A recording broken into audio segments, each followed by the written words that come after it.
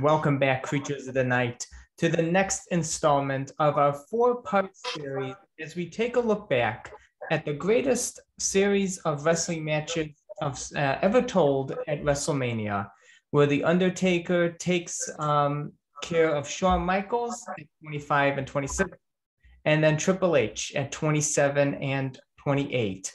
So we are here at part 3, where there ain't no grave that can hold his body down, as The Undertaker rises from the grave from being buried alive by Kane at bragging rights to meet the cerebral assassin Triple H in Atlanta, Georgia at WrestleMania 27, 10 years from the first meeting at WrestleMania 17.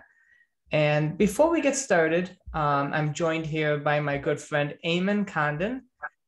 Any quick remarks of watching this live over 10 and a half years ago now?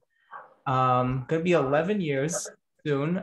Any memories watching this for the first time?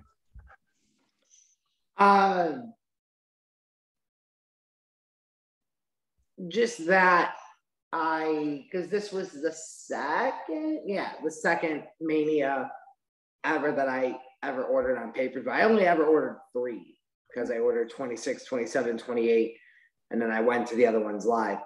And then every other Mania after 30 was just on like the network. So it wasn't like what you would do for, say 10 years ago. Mm-hmm. Oh, that's crazy. There's a notification that just dropped on my tablet of Undertaker's wife. She just posted a Instagram photo. Oh, okay. I'll check that out later. Maybe it's a photo of Marky Mark living out his good old retirement days. Anyway, I just remember that I was just watching this pay-per-view in the same like room that I would watch WrestleMania in just for those 3 years. I did not see, when I was going into this match, I remember thinking that it was going to just be business as usual, where like Undertaker won, and it was just going to be Triple H being tested to his limit. I never once thought that they were going to flip the script entirely and take it from the challenger showing what they would do to break the streak to then flipping the story into showing what Taker would do to keep that streak alive. And so I was completely blown away with the direction they chose to go with the whole story, because that was, I think, one of the very few times, because especially as you get older, like it gets harder to really be emotionally invested in a story, like to the point where you're like shitting bricks or even like losing tears or shedding tears. So it was a very surreal kind of shock when I was watching what I thought was going to be the streak actually dying. And I didn't get to that point until, as we talked about before, the continuous chair onslaught, onslaught rather, and then Taker barely being able to get to his feet and taking that tombstone. Just, everything building up to that tombstone just had you believing like, shit, I think he's gonna do it. And there was never a time after that, not even with Brock, that I legitimately felt like the streak was going to end for as long as I did in that match. Because I'll say, with that Mania 28 spot, the super kick into the pedigree, that was probably like one of the closest times I ever like came to actually like believing that the shoulder was going to stay down. But in terms of like, that was like maybe collectively 45 seconds to a minute that I was like truly, in a state of like shock and almost downright trauma. But for this match, I was going on fucking 5, 6, 7 minutes of just from the chairs to the tombstone to him dragging into the center with the sledgehammer, like throughout all of that, you're just sitting there. Yeah. Just shit. Mm-hmm. I've never had that kind of a experience of being that emotionally invested into a match, and for that amount of time. Like I said, for like 5 to 7 minutes, I was just so sick to my stomach with nervousness. Wrestling has never been able to elicit that kind of an emotion out of me before, and since hasn't. So, and especially now in today's age where everybody has to know everything, or every fan has to know everything, I don't think you can ever really build anybody to that sort of level where you would get that emotionally invested. So, and we'll certainly never see anybody going undefeated for almost 20 years or over 20 years again. True. Not in our lifetime, certainly. And so there was just so much in that. You didn't want the streak to die. You didn't want the guy who had the streak to die. There was just so much to be nervous about. And so I don't think that, it was the perfect recipe for a story. And I don't think you'll ever have that amount of like fine ingredients again. So this is definitely a jewel to behold once again. What were you thinking when you watched this live? Did you watch this live? Yes, I did. And very much similar to what you said. I remember watching WrestleMania 17 live. So, and of course, the years that follow with Undertaker and Triple H meeting each other, I know it was going to be a good match because Undertaker and Triple H are wonderful together. What you said about, wrestling elicit emotions and you just felt like jittery and you felt like the thing was going to end. I felt that way, especially during WrestleMania 24, when he fought Edge. I say that, I think, on another podcast episode about how I couldn't sit still during the Edge match. I thought that Edge was going to find a way to break the streak somehow and keep his title. And I didn't feel that way between the two Michaels matches, but I felt that way here.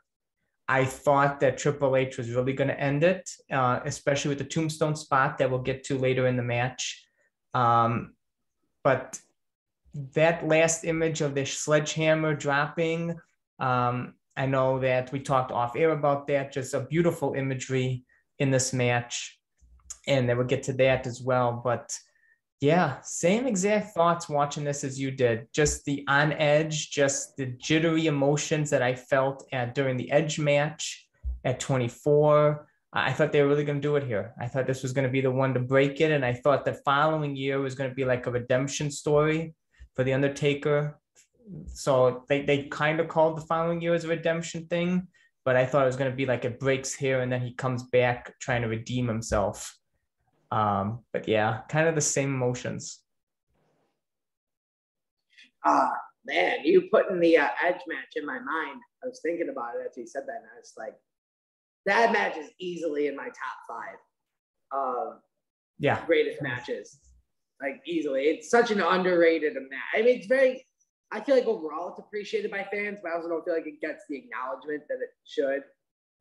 But I was like, the whole story of that match. I just couldn't sit still. I remember I was darting from room to room, seeing if it was over yet, because I really thought it was going to end there. And I was like, it can't end here.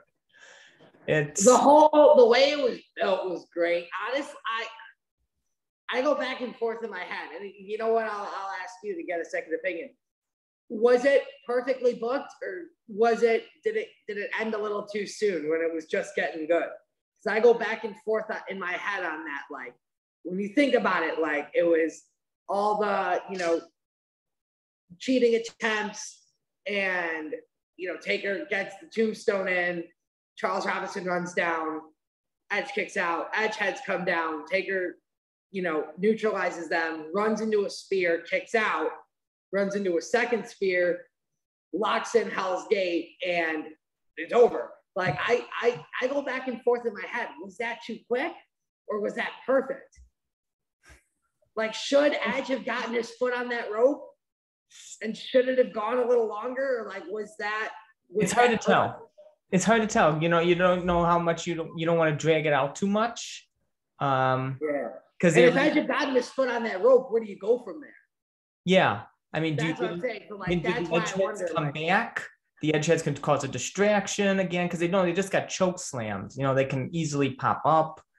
But yeah, what do you go from there after the Hell's Gate? Would he get on the front of the rope? Would he stand up? Would Edge get another spear in on Undertaker? Would Undertaker grab him in the tombstone? You know, it can go either way. I think it was fine because I like, you don't want to drag it out too much, but I think the match overall was laid out perfectly. Edge was also the heel though too. Yeah. So you wouldn't really want the heel to be like that resilient in the match too. Yes. To everything. But it just like I don't know. Sometimes when I watch that match back, I like think to myself that just sometimes I think to myself that was a little too fast of an ending. And maybe that's just me. But and then I say to myself, like, all right, well, if you were gonna drag it out a little bit longer, even 2-3 minutes more, what would you do? Yeah. And even then I'm like, and I don't know. Yeah. So it's hard. That should be something that we should just do in like I know after this story you wanted to just do like all the manias I saw live. That should just be like a throwback or just like appreciation episode that you do. Yeah, we can definitely do that. We can do that after the ones we talked about that you attended. We can even do it on the anniversary of like on the 30th. Yes. March, is it March 30th, I believe? Yeah. March 30th. That'll be the 14-year anniversary from that. Oh, God. Oh, my God. 14 years since WrestleMania 24. Well, this is already going to be 11 years. 11 years for WrestleMania 27, and that is what we are here for today. We are queued up at 2 hours, 16 minutes, 40 seconds. And as that whole string of manias, man, I would say from 17, 14 is like where it starts to get its footing, and 15 is like, and 15 is where I feel like it really starts to become pageantry. Like 16, it doesn't hold up because you're missing Austin and you're missing Taker. So you're just missing like huge cornerstones of your show. So it just didn't hold up for me. They did what they could with what they had, but 17 obviously. Yeah. I feel like, dude, from 17 to 31, maybe even to 32, was like the last of like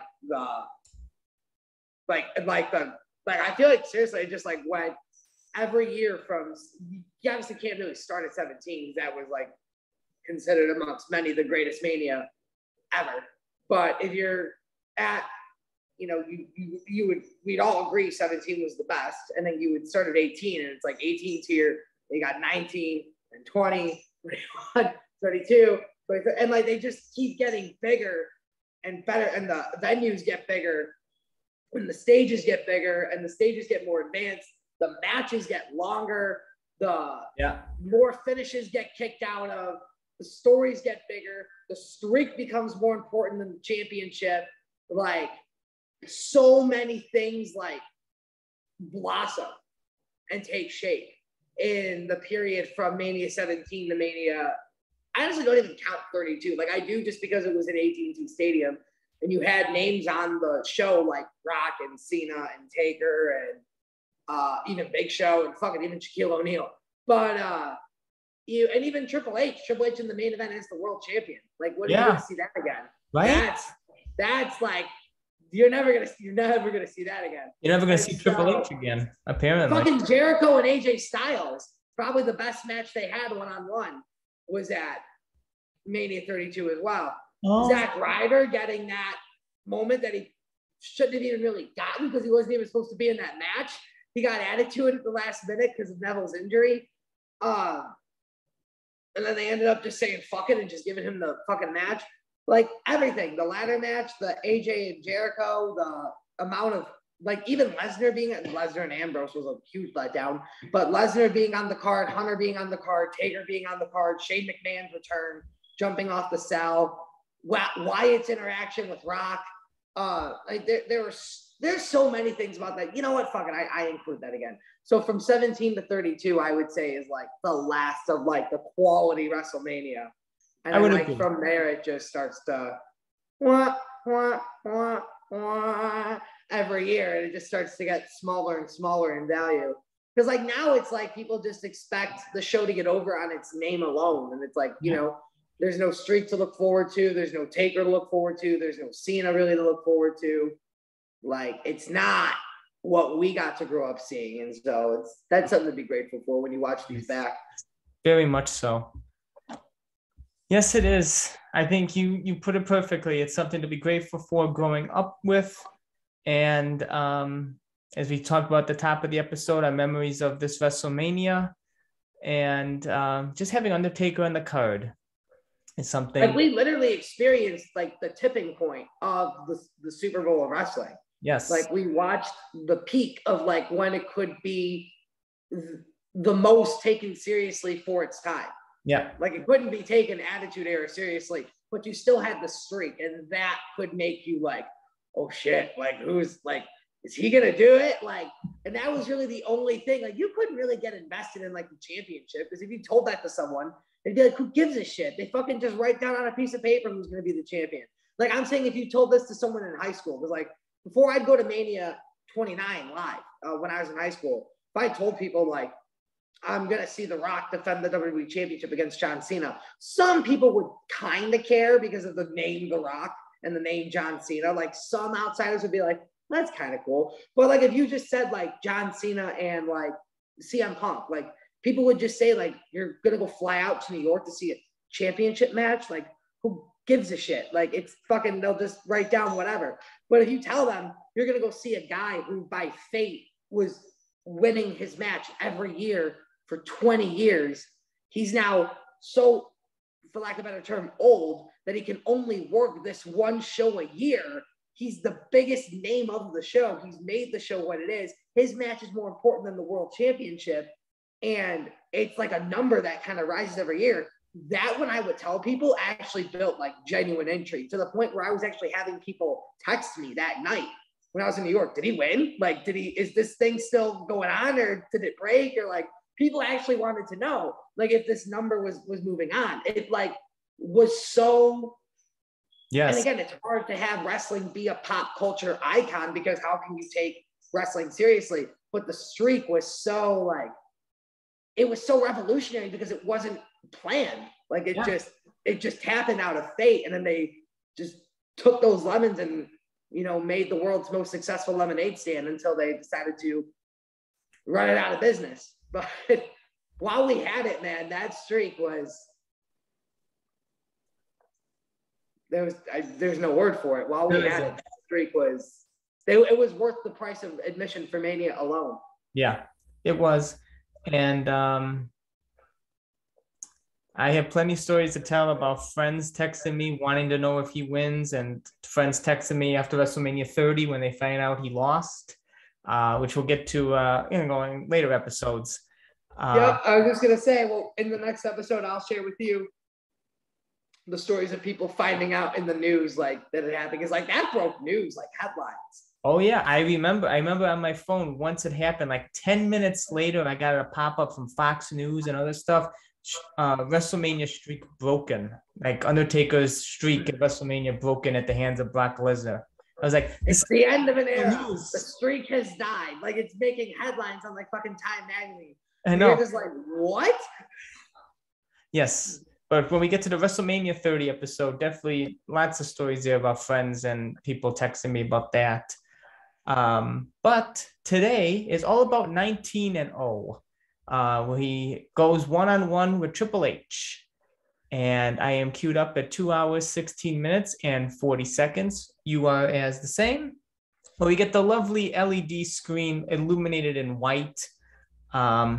And we get the lovely WrestleMania logo showing us, you know, as you said, the pageantry and the long entranceway and just everything about WrestleMania just illuminated right here.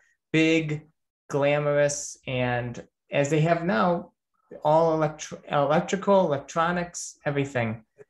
Well, for today's WrestleManias, it wouldn't be that. It wouldn't be an actual Mania sign in words. You know, it would just be a big ass curved LED screen. Yeah. That they would just throw the font WrestleMania on because they're fucking lazy now.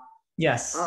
That's another reason why I'm grateful Mania 29 was my first one, because today it wouldn't have actually been an Empire State Building and a Statue of Liberty and a it would have been a 3D graphic. It would have been LED screens that would have just been showing you a Brooklyn Bridge. And like there would have been no 3 dimensions to it. It just would have been a fucking 2-dimensional LED screen curved that had a bridge on it. So it was awesome that like there was an actual bridge, an actual Empire State Building. Like that was one of the last like stages that actually had like the effort put into it. Because like they got lazy and just were like, let's just use LED screens, pal. Yes. Like why even not? With Mania 34, like Mania 34, while it was a fucking big ass Mardi Gras mask, it was made entirely out of LED screens. So like that's what I'm saying. It would have been like that for today's Manias. So it's just, I will give them credit for Mania 37. That pirate ship was a fucking real ass pirate ship. That wasn't a 2-dimensional LED screen with a ship on it. That was a legitimate, like 3-dimensional, like they built a fucking ship, like a real pirate ship. And that thing was big. So I actually take back what I said there. While underneath the stage was just a big curved LED screen to look like a gateway, they still did actually put in the effort on that stage. And that was actually a good looking stage. It was. So let us count up to 3 and let's get started. I see. So 1, 2, 3. 2.5. Oh, you're a little late there. Well, no, you didn't give me enough time. Oh, well, of course. Nah, I'm just kidding. 3, play. Here we go. No, like in the Stooges shorts, he goes, all right, 1, 2, 2.5. So it's like there's time in there. You were fucking here. 1, 2, 3. So it was like you were on speed or something. I was like, bro. Hang on. So we get Triple H's Gladiator King of Kings entrance here.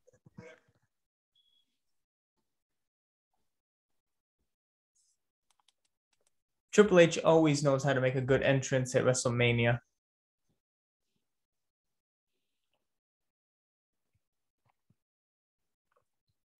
Get the Skull King.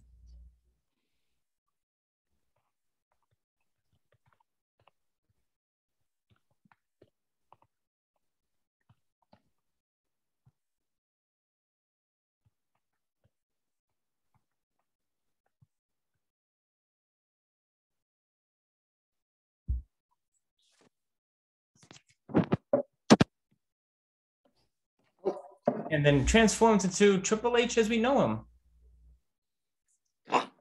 Hey. Welcome back. Was I not visible on your screen? No, you weren't.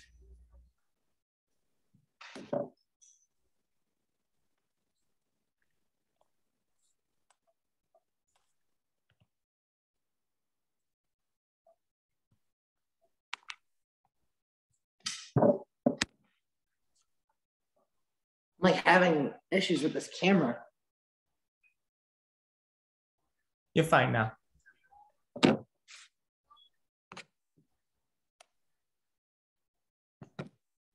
This tablet's been fucking glitchy the past couple of days.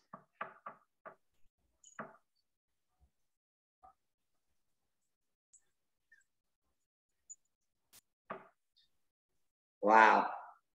He looks young there. And he's really not even, because he's here at this point. He's like 20, pretty much 15, 20 years into his career. Yeah, started like 95. So, yeah. But the way he looks there compared to like today. Oh, yeah, today he looks really old. Like, he looks young here, man. Yeah. Triple H bringing out his cerebral assassin. Like we said, like we were talking about, you know, a different side of Triple H here going up against the Undertaker. It's It's bringing out the old Triple H. He's going in here with a mission. He wants to not only avenge Shawn Michaels' career, but he wants to take the streak from the Undertaker. He wants that on his resume.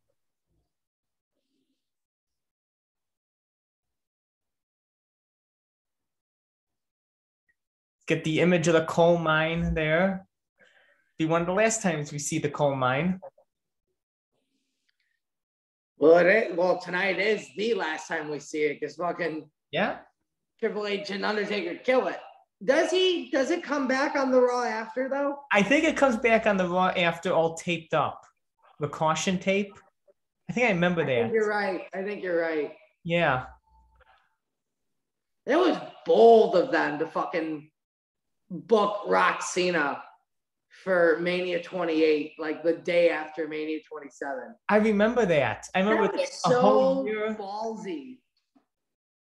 And to bill it once in a lifetime, the whole time you know you're doing it 2 times. Well, don't give away the plan yet, pal. Don't spoil it yet, pal. Right. Well, no, I mean, they were booking it as once in a lifetime, but like everybody and their mother, even Dave Meltzer was reporting like, well, they're going to do it twice and they're going to do a rematch with the title. And we get the infamous gong right after Triple H pulls up his finger to show 1.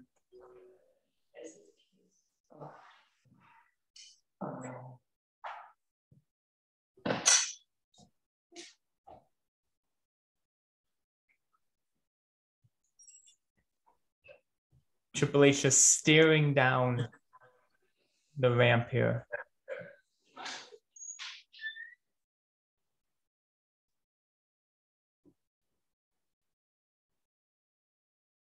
Now, I remember watching this live, and, you get the Johnny Cash song live. But, of course, here it is dubbed over with Undertaker's original theme song.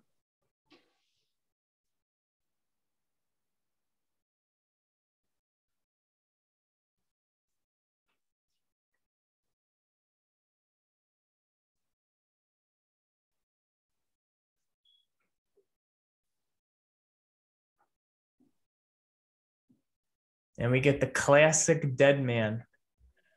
It's basically a final look at the classic Deadman with the long tights and tank top. With perhaps one of my favorite entrance jackets.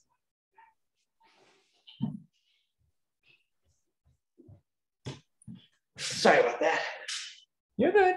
I was just saying that this is basically the last time we see the classic Deadman of the tank top and tights, and one of my favorite entrance jackets, the sparkle. I wonder who told you that this was the last time we saw this version of Undertaker.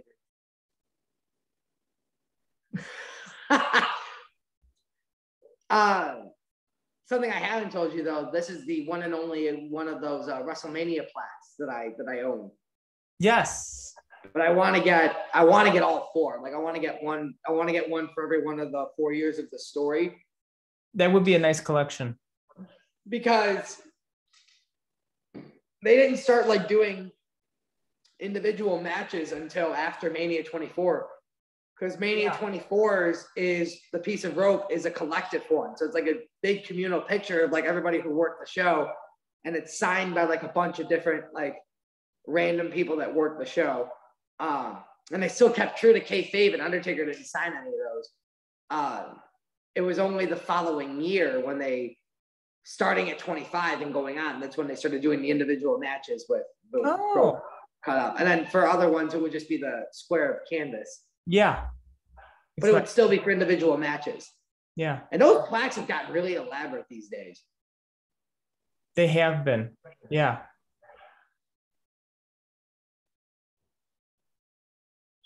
Undertaker summons the lights.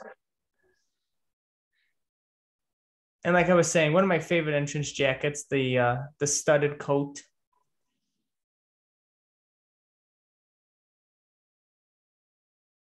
And next year we get Mohawk Undertaker, which was quite an interesting change. Everybody knows by now. That is a really sick jacket. The more I see it, the more I'm like, yeah, that's a sick jacket. You I know know. what jacket I hated? His Mania 33 jacket. Oh yeah, the Hate that thing. with the designs, yeah. Way too big. It's way bigger than like all the other ones he'd wear. It was like twice his size. Like it was just way bigger than all the other ones he'd ever wear. And it just the texture of it was just so weird. This one was perfect. It was like the exact same style leather jacket that he wore, but it just had this. It had those, star stud, like beads on it, and it had those little slits for the leather on it. Man, look at Taker there, man. That was some great shape he was in.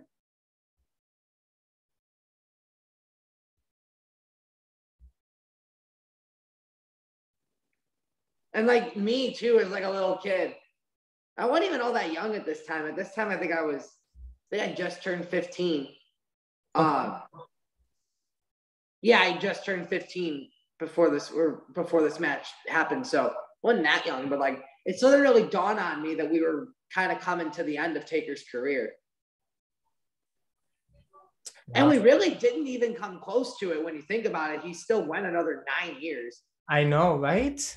Like it's like you think it was near the end, but it's like, wait a minute, there's another 9, almost another decade left.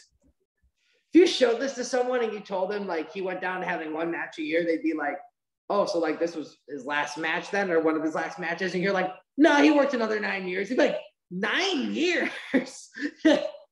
When there's a will, there's a way. That's right. Fighting on the outside now, making good use of that no disqualification rule. I miss seeing both Taker and Hunter being able to move like that, because they revisit this rivalry in 2018. Yeah. In Australia, that match was, with all due respect, it was a sham compared to what they did here. It was. And it was only 7 years removed. Yeah, but it was not that bad. I remember it not being that bad. Well, they just weren't even in half the shape, is what I'm saying. Hunter was, but Taker was not. And there goes the coal mine. This was like one of the last times you really see them in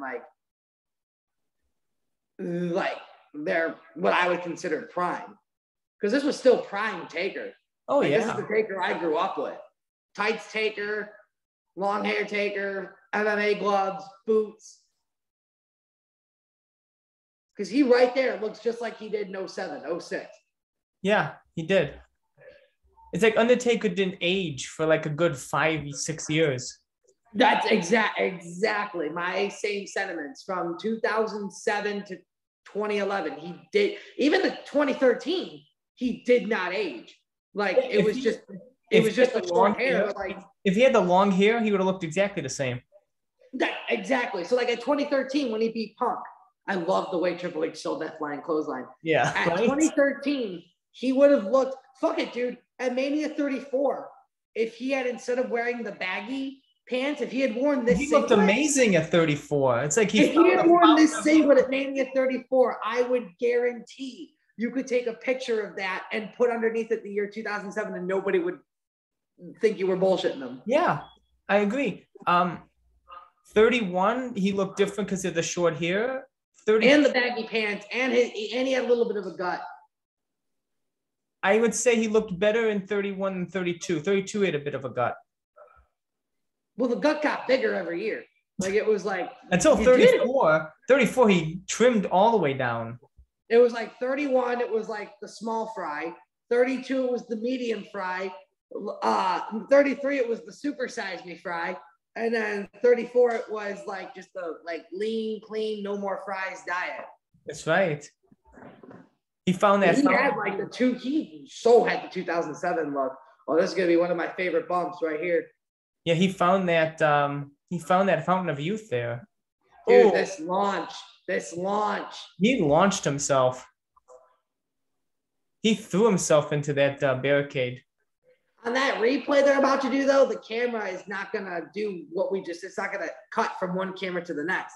This replay is just going to be one whole motion of this guy's camera. You can literally see him just jump, throw himself into that.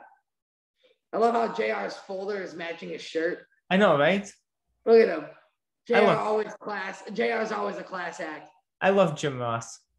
Who doesn't, man? I miss hearing Jim Ross on pay-per-view. I just miss hearing Jim Ross.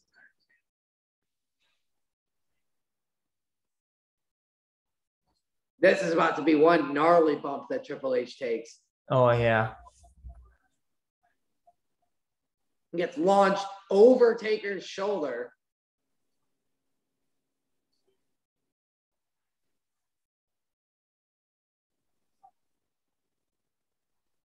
Yeah, gets launched over Taker's shoulder. Goes, dude, dude, that was at least a 9-foot drop. Oh, that had to suck. Dude, look at his face. He's not faking that. Yeah, you can feel that. Look at this replay, dude. And you can see him with his hand on Taker's back, try to position himself to land on his back and try to center himself to like land equal. He landed more on his left though than he did his right. Yeah. It came down like on his shoulder. If he had come like even more down on his shoulder, he could have easily broken his collarbone from that height.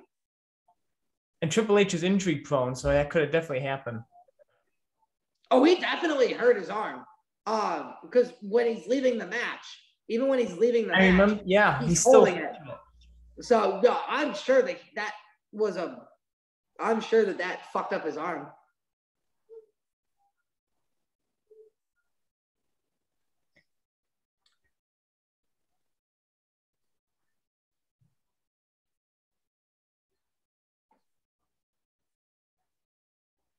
We're gonna be treated to the last time Undertaker does his suicide dive. And he usually does it in the entryway. I was just about to say, one of the only times he does it near the announce tables. I think it's the only time he did it on this side. No, he does it against Kane, where Kane takes him and throws him into the announce table. He did that at 14. Oh, at 14? Yeah. Touche. And there may be another time he does it that I'm not thinking of, but 14 is definitely one that sticks out in my mind.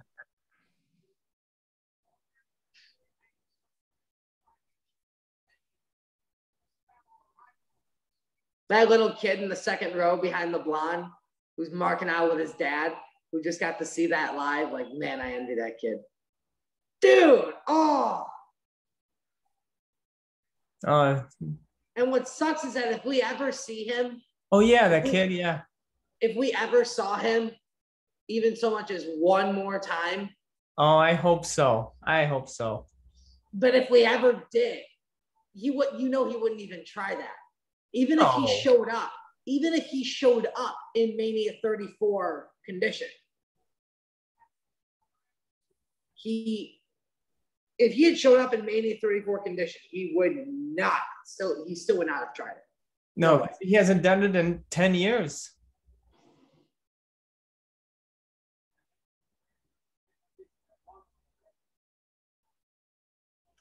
Spanish announce table time.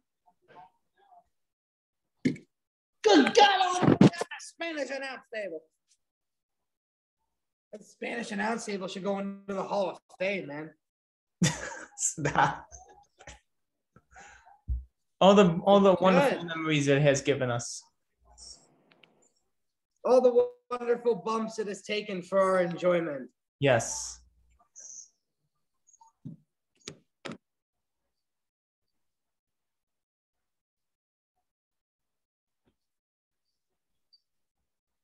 And it's gonna be taking another one right about now. Oh, yeah, there you go. A spine buster right through. Damn. Oh.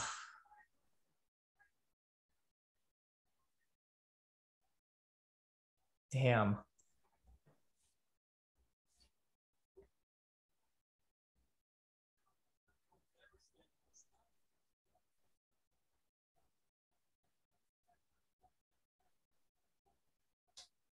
Triple H sells stuff so damn good.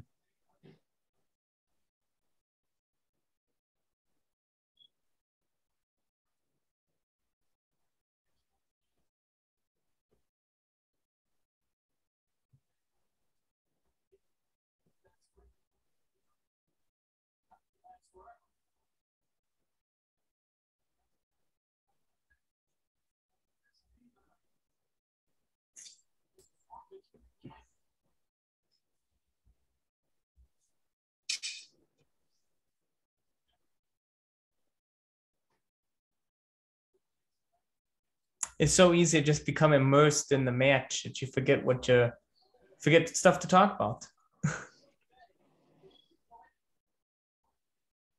Yeah, dude. I know for me, I haven't watched this match in a while. So it's nice to like go back and relive it. Yeah, that's what I like doing these stuff for. Oh, our first near fall of the match. I want to see what it'll do. My camera. I give it a cinematic feel in here.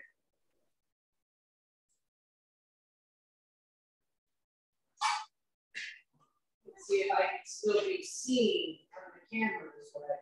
I would imagine so. My TV's bright as fuck. Let's see. Hey! There he is.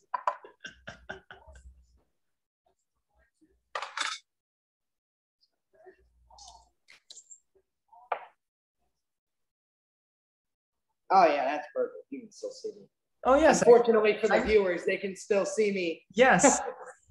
Yes, I enjoy the cinematic view here. Very classy. Trying to make it feel like I'm at the movies. Especially because, like, when I do these reaction videos, I sit, like, up by the TV. And it's a pretty big size screen. And so when I sit, like, up here with the lights out, it almost feels like I'm at, like, an IMAX or something. I love your reaction videos. Ah, thanks, man.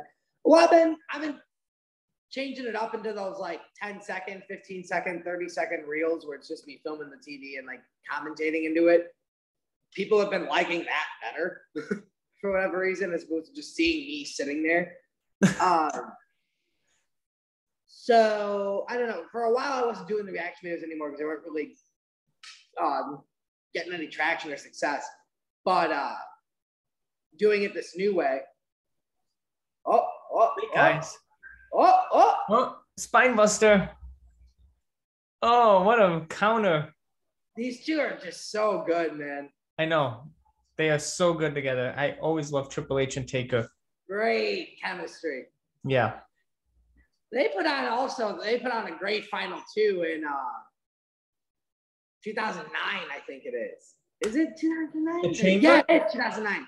No Way Out 2009. The Chamber. Edge loses the championship so that he can win the world title later that night. The final two is Undertaker and Triple H. Taker comes. We come that close to seeing Undertaker with the spinner belt. That would have been. Could you imagine Undertaker carrying the fucking spinner belt around? But we came that close to seeing it. They put on a really good final two. And they went like a good, I think, like good 5-6 minutes, just those two in the chamber. Yeah. That was a fun one. That would have been interesting to see if Undertaker would have carried the spinner belt or not, if they would have changed it up. I'm sure Vince wanted to book Taker as the winner in that match. And Taker just said to him, not carrying that belt. And then Vince is like, well, I want to make you the champion, pal. And Taker says, not carrying that belt. It wouldn't work, though. It just wouldn't work. Oh, the first cheer shot of the match, right to Triple H's back. Taker's one of the stiffest guys to ever wield a steel chair in this business. He can make one. He can make a chair shot look good. He can make a chair shot look good. Dude, look at how bad he dented that chair with the one hit. Right? See the way Triple H sold that, too? That wasn't... that was a real sell. It was like, fuck, that hurt. Oh, first pedigree kick out.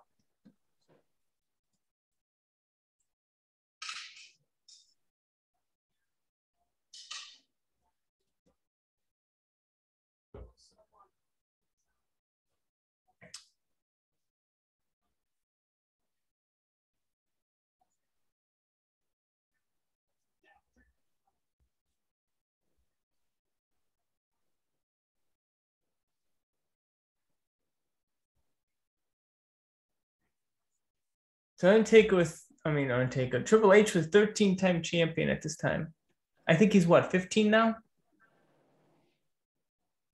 think he's 15, 14 or 15. He was 14 when he won at the Rumble. So he's 15.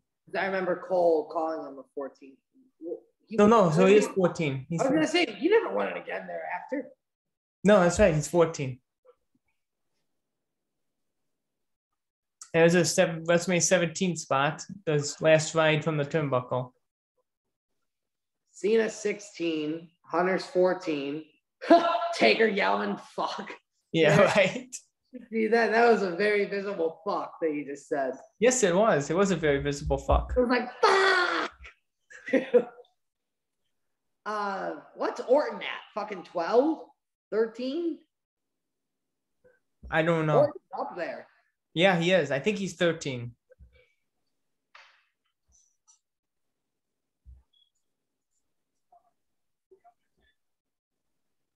And he's already put it on record that he wants to go at least, or not at least. He said, where did he say? I think he said it he said it on some podcast, but he said he's going to go another 10 years and retire at 50. We'll see. See if he can do it. But if he does, in a 10-year period, he could easily win the WWE Championship 3 more times. And the first tombstone. So I'm just saying, bam. Probably, yeah. He's someone to still kind of, I guess, consider as a threat.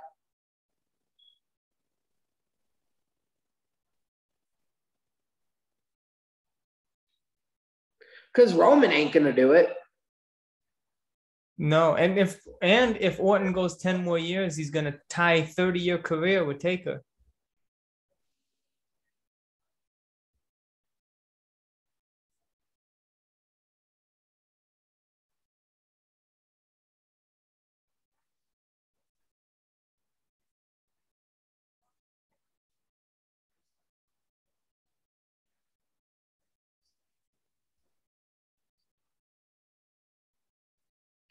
Well, Taker went 30 years on WWE's TV. Orton would have to go to, because when did he first appear on WWE TV? 2002 or 2003? 2. Main roster TV, 2002? Yeah. Okay, so yeah, he'd have to go to 2032. Yeah. To tie. So, oh yeah, you're right. Another 10 years. Sometimes I forget it's already 2022. That's scary to think about. It is scary to think about.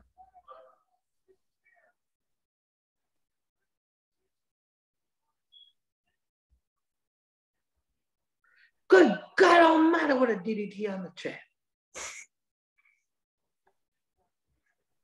Boy, that chair is tougher than a $2 steak. They should have sold this chair. Maybe they did. Maybe some other lucky chap has it. Maybe they do.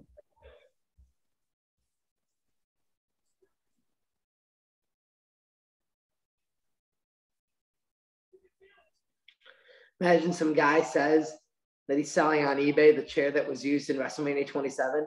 Just goes to fucking Home Depot, buys a black steel chair, goes in the fucking garage with it, just beats the shit out of it in every way imaginable. Yep, this was the chair. And it's fucking just hanging by a hinge, just squeaking in the air. He's like, that'll be $2,000. Yep, this here is the chair that was used in the match here. That'll be $2,000. I say cash only. Cash only. No refunds. I take cash only. Don't ask me why there's no plate on my truck, son. Just give me the cash. Stop.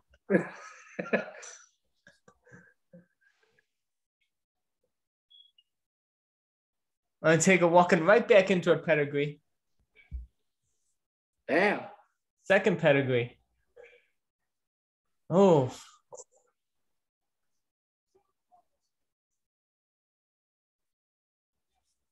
So close there.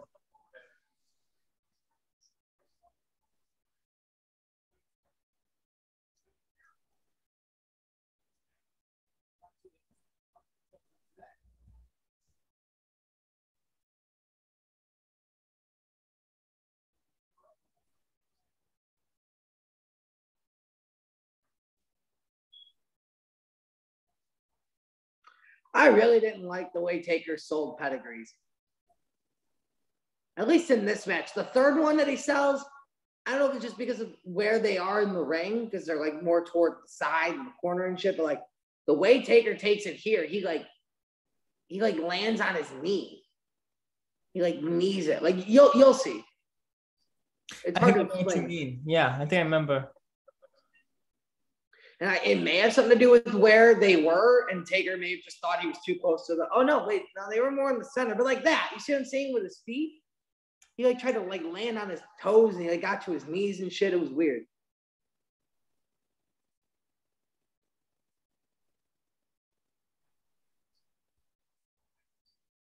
And this was back when finishing moves actually meant something.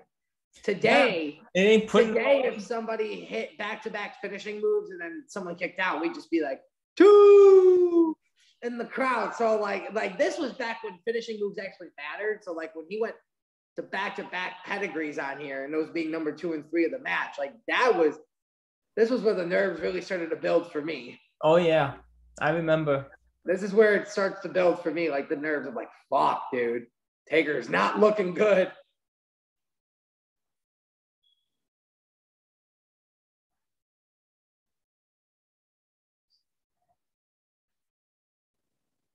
You got 3 folks up there with the Irish flag.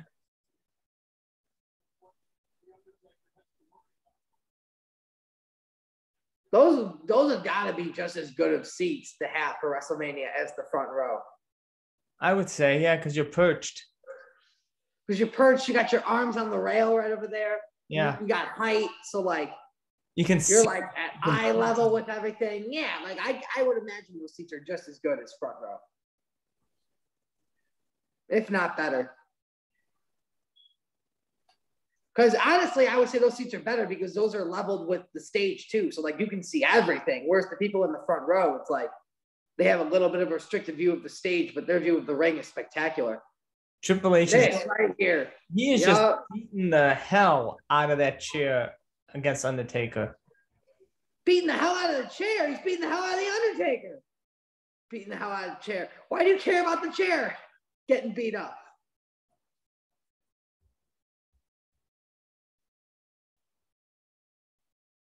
And there you can see it. It's starting to bust him open there on his back. You can see him starting to leak out a little bit. Yeah.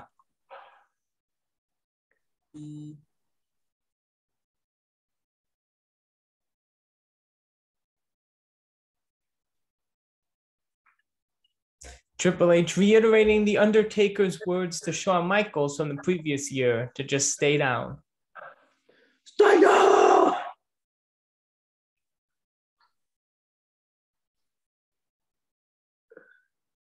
You got to say it like Hunter would say it, though. Stay down! Or actually, no. Stay down!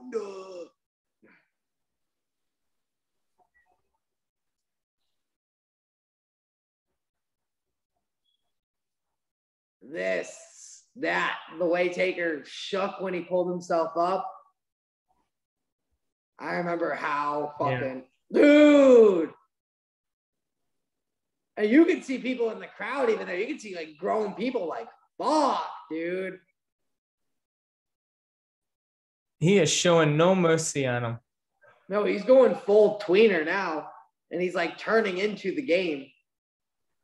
But he's also still a tweener because you can see the frustration and like the downright sadness in his face.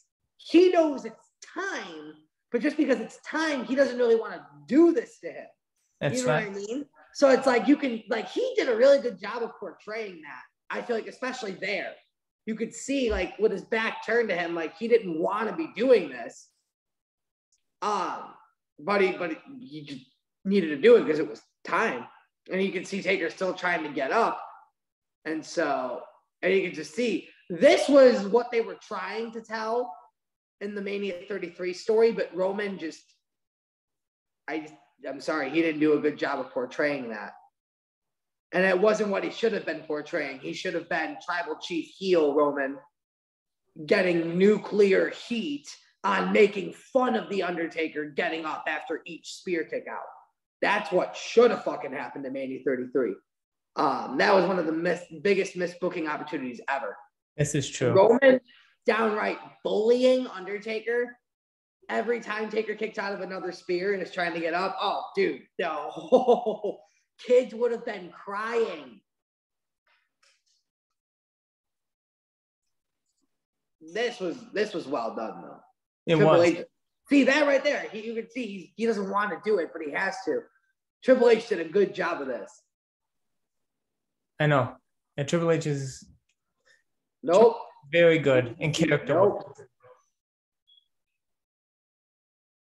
Now, when it switches to the hard camera, look up in the top corner of your right screen. Look at that guy with the white baseball cap and the blue shirt who's got his arms on the guardrail, who's literally doing this. He's right above Undertaker. So when Taker tries to go for this punch, you should be able to see him. Yeah, he's literally right there in the corner. Yeah, I see him. That was me. This is too much. Triple H was too short height-wise to try to be giving Taker that. Oh, my God. The emotion. That guy in the front row. Did you see the way that dude was hanging onto the barricade waiting? The emotion in this whole match right here. It's uncanny. Because, like, again, dude, it's like this was bigger than the championship because there are some wrestling fans who are grown dads who would say they don't treat the championship like they did when I was a kid, and so they don't give a shit about the championship match. There are little kids who don't understand the championship importance and so really don't, care about it the way they should. Everybody, man, woman, or child, everybody could get behind wanting this streak to live. So, like, it was like this communal effort. It was like it was almost like where a team won the World Cup, but we all were that team. You know what I mean? Where it was like we all were celebrating in that. Nobody lost. So it was like, I feel like when Taker kicked out, everybody gets up and everybody's high-fiving each other and they're chanting, "This is awesome." Like, nobody wanted to see the streak die. So, like, every year that the streak won and every year that the streak advanced, it almost felt like we won. And we were like high-fiving each other, like, "We did it. We'll see you next year." And like, I just like, seriously, I feel like nobody, man, woman, or child, like, didn't care about the streak. Everybody's on their feet here. I know. It was something anybody could believe in. And that's what made it so important. If you showed this to a girl, a girl my age who didn't give a shit about wrestling, if you showed this to her, she would care. Like, by this point in the match, she'd be emotionally invested. Oh, here we go. It's time. What? Caught. He's caught in Hell's Gate. He's caught. He is caught. But he's still got the hammer. Look at the way he's squirming with his knees.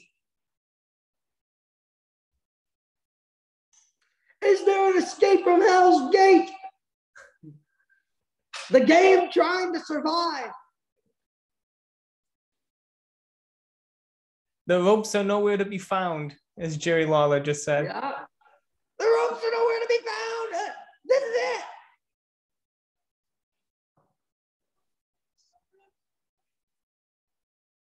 Taker doing everything he can to just get out of this match.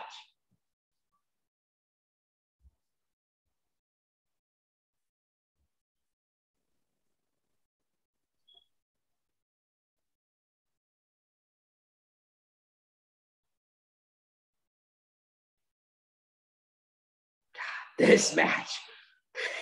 This whole ending sequence is amazing. So good. This is like, dude, this match saved that year's WrestleMania. Oh, you think he's going to hit him. You think he's going to hit him with that hammer until he can't. Dude, if this didn't happen at Mania 27, with Edge rectifying his retirement, if this match didn't happen at Mania 27, there would be absolutely nothing noteworthy to talk about from that show. And nothing. Oh, I know. It's terrible. It does nothing but segue Mania 28 for Rock and Cena. That's the only thing you would get out of it because of Edge rectifying his own retirement if this didn't happen. This saved that show. It's over. That tap, man, that weak tap. When I think of that Mania 27 logo, this is the only match I think of. Yeah. Like, seriously, this is all I think of. And an underrated match, though, from that show that definitely needs to be mentioned is Cody Rhodes and Rey Mysterio. Okay. That one is worth the rewatch. That one is good. That one is very good. But Orton and Punk was good too. I would say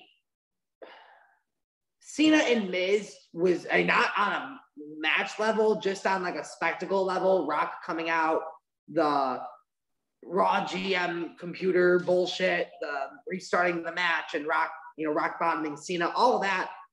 Just for the entertainment purposes, I would rank it in there as like, maybe fourth or fifth. But for match quality, I'd say Orton and Punk number 3, Rhodes and Mysterio number 2, and then this obviously takes the cake.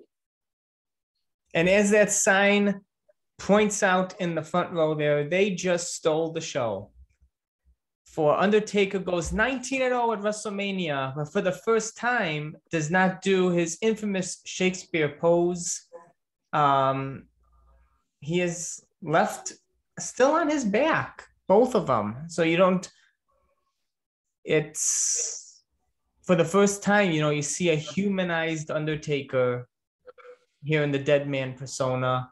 It's weird when you think about it. For 3 years in a row, they all did it. Like, Shawn was laid out to the point where he couldn't get up.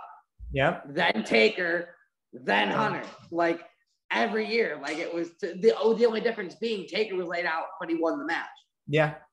The other two went down trying, but it almost makes it that much more compelling of a story that Taker won the match and didn't get up. See that right there, dude? Look at how hard that girl holding the cane one is going at the realization that they're on TV. Just now, yeah.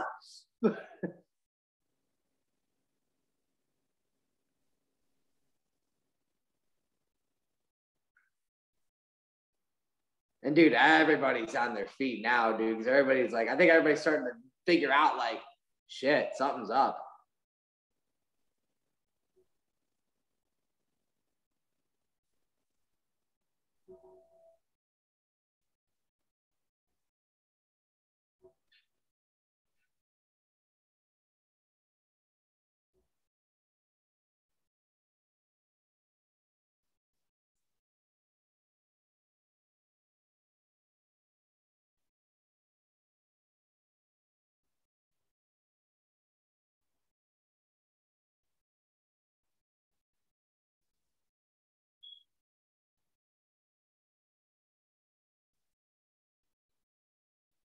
Just an amazing match, an amazing performance. And the end of this match here sets the stage for our next encounter, WrestleMania 28.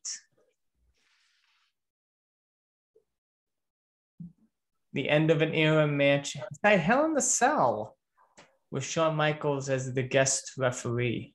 So you have all 3 members of the 4-part series coming together for one epic showdown. Isn't it ironic that the guy whose career you ended could still be the guy who counts your shoulders to the mat?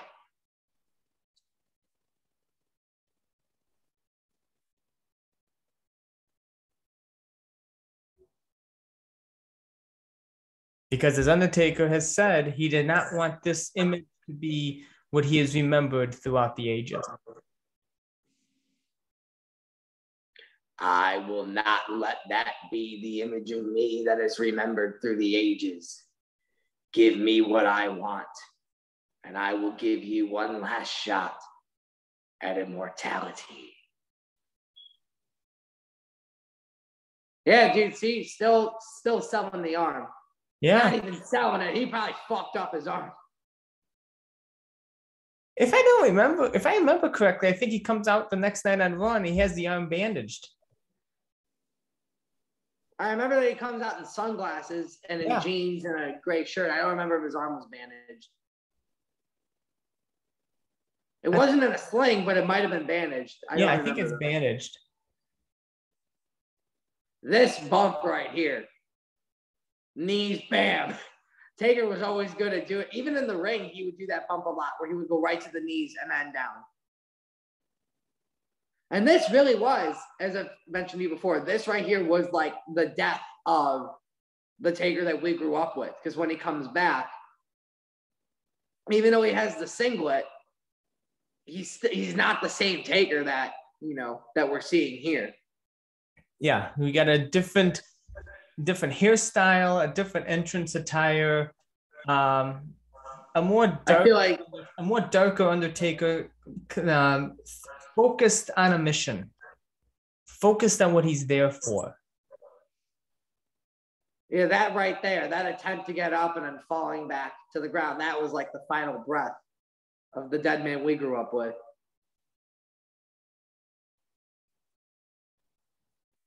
And like you said, not until Mania 34, if he would have came back in the singlet, it would have been just like how he left it.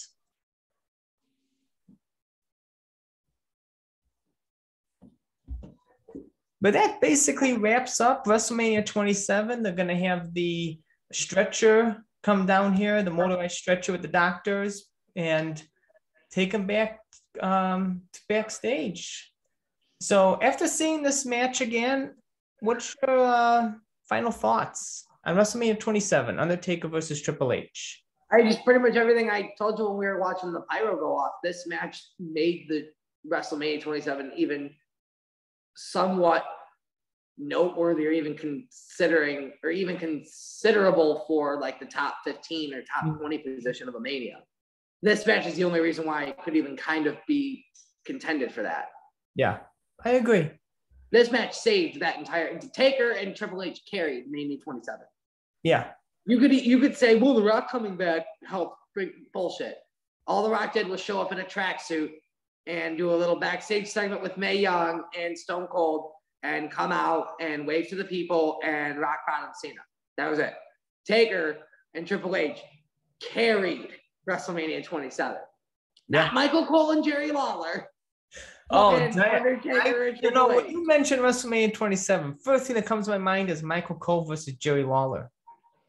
Dude, forget Undertaker's streak. The real streak that we got to talk about is Michael Cole's undefeated streak. That's right. Like Michael Cole, 1-0 at WrestleMania. 1-0. This is Michael Cole here representing the WWE. But your shirt was also making me want to make sure I give you a heads up. WWE Shop has started this new T-shirt club where it's like a subscription where you get like a very exclusive like T-shirt where you can't get it anywhere else. Whoa, dude! Rob Gronkowski's in this fucking. You see this? No, I have a Peacock ad. Oh, right after the match. The first commercial that plays right before it shows the "We Are Professionally Trained Athletes" thing. The first thing that plays is a USAA commercial with Rob Gronkowski.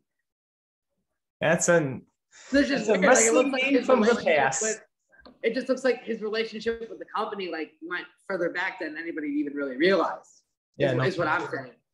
No kidding. But so I don't know if you know this, but I think there's another 26 days to buy it. But Undertaker is the February T-shirt. Oh, yes, I noticed that. Somebody tagged me in it today on Instagram, and I'm very grateful to them for doing it. And so now I know about it. I'm going to make sure I get it. But yeah, I think it's like $28 for the subscription, but it comes with, a very exclusive, can't get anywhere else Undertaker shirt. The picture of Taker that they used to announce that he's the shirt suggests it's going to be the purple glove Taker. Nice. Which makes me all that much more wanting it, because the retro shirt that you have with the purple gloves is one I really want. So that plus this limited edition fan club shirt. I have one shirt of his. I have that one that friend of mine got it for me on Etsy one year for Christmas. It's like that one of like, it's like a white circle that has black bats behind it, and then it's the purple Undertaker with the purple glove. And I have that one. It's a very nice. Okay, yeah. So that's the only one I have that is of him in the purple glove here. I want the retro one you have, and if this, regardless of whether or not it's purple Undertaker for this upcoming fan club one, I definitely want to get that. But I want to make sure you knew about it too. Definitely. Creature of the night. Of course. I appreciate that. I appreciate that. And I also appreciate you always being a part of this podcast, being a part of this 4-part series and what we have planned afterwards. I am excited to cap the 4-part series off next time with WrestleMania 28, End of an Era, Hell in the Cell, special guest referee Shawn Michaels, everything rolled up into one. So as I thank you again, Eamon, for joining me here today, as we sign off by saying, join us next time. Same Taker time, same Taker channel, as we keep on rolling, baby. And keep rolling. Oh, keep rolling. Come on. And Happy New Year, creatures of the night.